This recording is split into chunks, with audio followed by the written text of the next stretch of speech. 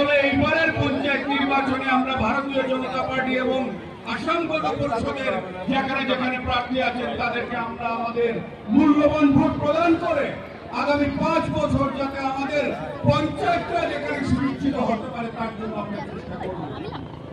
Helicopter এখানে নামতে চলেছে। আপনাদের সবাইকে আবার শ্রদ্ধা জানিয়ে, প্রণাম জানিয়ে, ভক্তি জানিয়ে আমি আমার বক্তব্য এখানে শেষ করছি। ভারত মাতা কি জয়। Let's